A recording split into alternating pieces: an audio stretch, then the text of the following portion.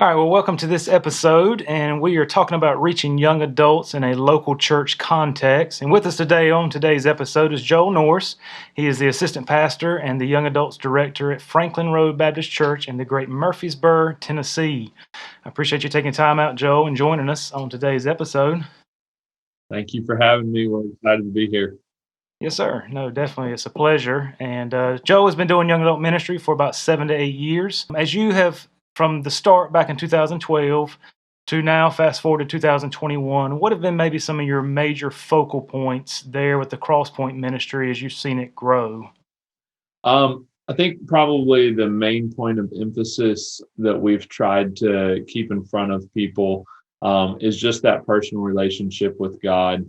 I think so many young adults and college students, one of their biggest struggles, and really everything that flows out of their struggles, so whether it be their dating life or maybe even some of the questions and some of the struggles that they're having, much of that flows out of their personal walk with God. And one of the things that we've always kind of taught and tried to instill in them is that when your personal walk with God is right and everything is an overflow or an outflow of that, then it allows for those other areas to be right as well. It allows you to be able to see God answer the questions that you've got. It allows God to lead you to the right person. It allows God to lead you into his will. But all of that is an overflow of your personal walk with God. And so we've really tried to reinforce that as far as the spiritual grounds go. And then the second thing that we've really tried to push and reinforce has been just growing together and being in a community and having that camaraderie of others coming alongside of you. And we believe that as you kind of really do those two things, the sharing the gospel and sharing what you have with others is a natural overflow of that as well. And so as you kind of establish that personal walk with God, let them do it in the community of others, then sharing the gospel and sharing what they've found is actually sometimes easy. Okay. No, that's great. A lot of times we think with young adult ministry, you got to have, the entertainment, you got to have the lights, the show, all this stuff to really attract them and to keep them. And as I talk to people, that's kind of the philosophy or thinking. We have to have all this kind of entertainment stuff. But you, as you've grown the ministry and as what you're sharing with us, is really a different perspective. Yeah. Than that. You made a statement to me, and it's kind of what you said, but you said to me, it may have been a year or so ago, they go where they grow. And Yeah. Joe, that really stuck with me when you think about that. When you said that, what do you, and maybe dig just a little bit deeper, what did you mean by that when you Yeah. say that? So one of the things that I've always believed and I guess kind of have gotten to see come to the forefront, maybe when I was younger, the kind of attractional style of ministry, like what you referred to.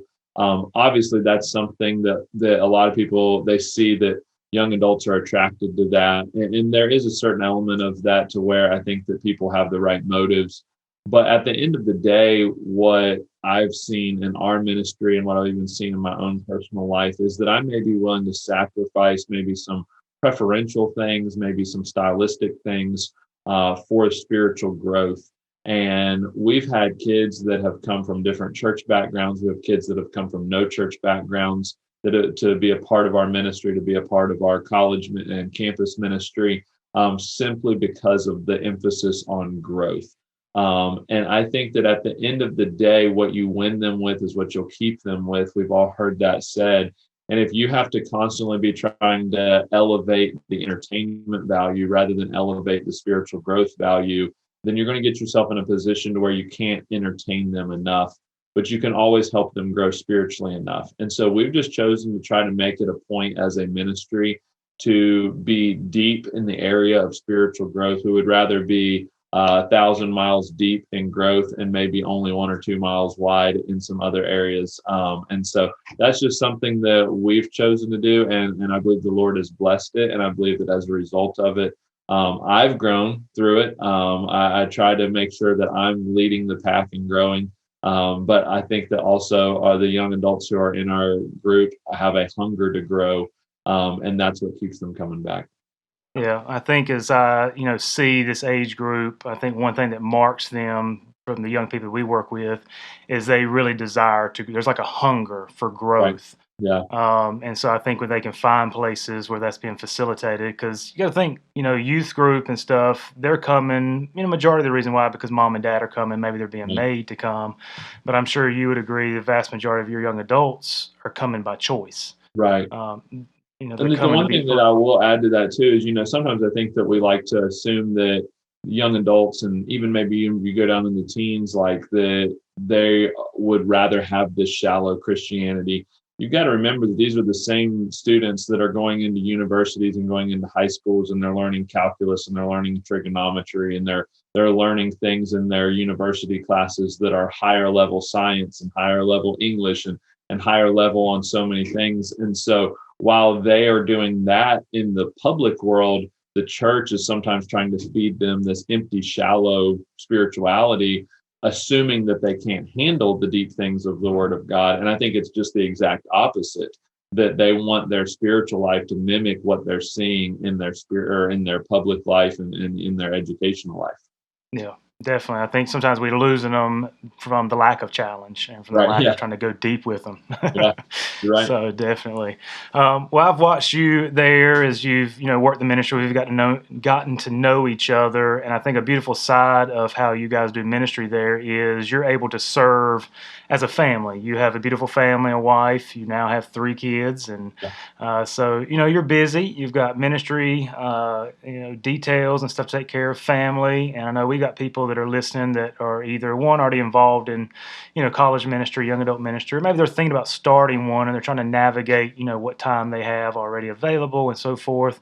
So just share with me a little bit about how you and your family, if you're able to serve together, or how you serve together. Yeah. Definitely we try to keep our kids in it as much as they can.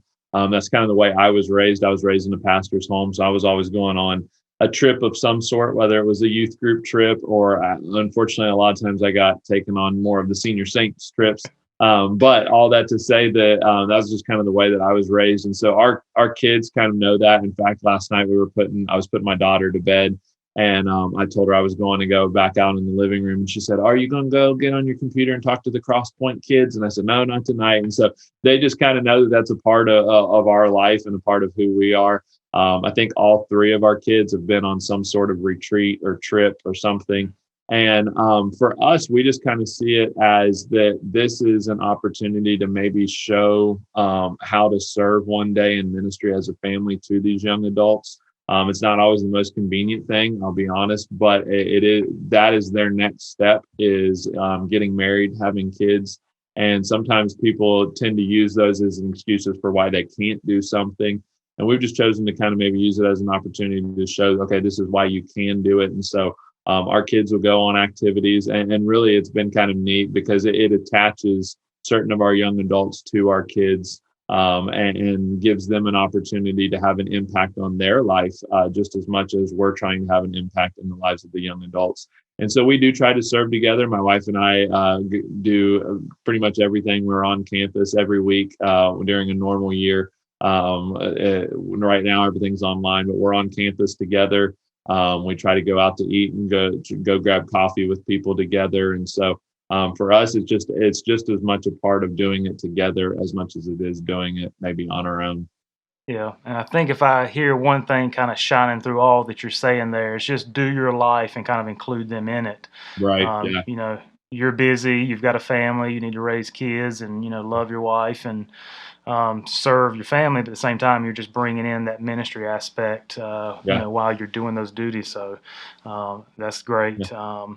And so, why do you think it's important? Let me phrase it like this. I know people that are listening. We've got a lot of young people in this age group who are walking out of church.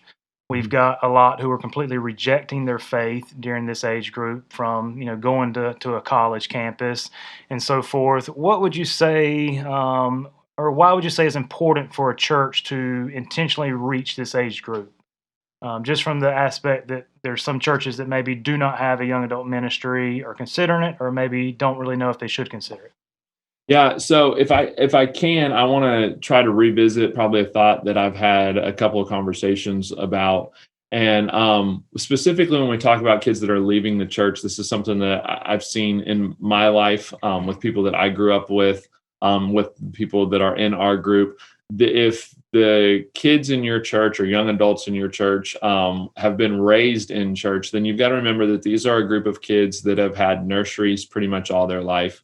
They move from the nurseries to a kids program. So kids Sunday school classes, they've got vacation Bible school in the summer, they've got things that are going on, and then they move into a youth group that has youth activities, that might have youth Wednesday night youth church, and some of they go to youth conferences. And so that's kind of the generation that is moving into adulthood right now. And so for us to then say, well, you've turned 18 and you graduated, and the next thing that you're invited to is a couples retreat whenever you get married, it leaves this kind of gap in between their maturity level, to the point to where I don't think that young adults necessarily are too immature to sit in a church service or anything like that, but they've been given and kind of spoon fed applicable, relevant Christian principles throughout their whole life. So to just jump right into being a included church member sometimes is a big leap. And what I've seen is the churches that they're going to are the churches that have something for them rather than nothing. And so specifically speaking to maybe the people who are looking at starting something, I know the fear is, well, we're not going to be able to do it like this, or we don't have this, or we don't have all these assets. I think something is better than nothing.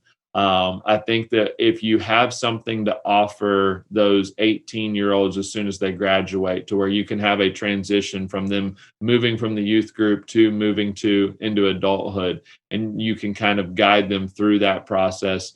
Having something is better than nothing. And then if you go back to some of the principles that we talked about in the first thing, is that you can really come back around and you can maybe kind of settle and establish some things that might have gotten the ball dropped in youth group. Sometimes as a 14, 15, 16-year-old, life's fun, life's great. There's no real problems in the world, in your world. And then all of a sudden you hit 18 and you've got to get a education, you've got to get a job, you've got to start dating seriously. There's some problems that begin to manifest themselves in that kind of early adulthood stage. And so to have nothing for them really gives them an opportunity to maybe leave the church. And sometimes it gives them an opportunity to experiment with things that they would have never fallen into had they just stayed where they were planted. And so I would encourage anyone who's kind of on that brink of like, well, should we do it? Should we not? I think that's a leap of faith that is worth taking, simply because having something that you can now say, this is what we've got for you. This is what we're learning. This is how you can invite your friends. We're going to be talking about decisions. We're going to be talking about God's will. That really is when they need it. And all of a sudden you can kind of, like I said, reestablish some of those things that they might have skipped over in those 6-7 years of youth group. Yeah. And I think as I've talked to young people a lot, some of them maybe that have kind of wandered out of church and asked, hey, what is it? What happened? Mhm. So many times I've heard there's nothing for me Right. there at the church. And, we can look on the other side and say, well, get it together. Right. You Yeah. don't have to have something. But I agree 100% with you, Joel. Something is better than nothing. And I know some people are like, well, that would be a big leap of faith. But God will reward that tremendously. Yeah. And we can keep talking about, hey, they're leaving, or we can do something about it. So Yeah. I appreciate so much the information, the knowledge you shared with us. Your ministry name is Crosspoint. Is there any way if somebody wanted to connect with you guys or see what you guys have going on that they can Yeah. do that way? Yeah, so we have really we're most active on Instagram at FRBC underscore Crosspoint. We've also post all of our lessons on our YouTube channel, FRBC Crosspoint, and then also on a podcast entitled FRBC Crosspoint. And so those are kind of our three big platforms right now, trying to get stuff online for young adults and then keeping people connected through social media. So we would love to have you join us. And if you got any questions, feel free to reach out. I'd be happy to help any way I can. Yeah. No, I appreciate you taking time, Joel, and hope this has been a help to you.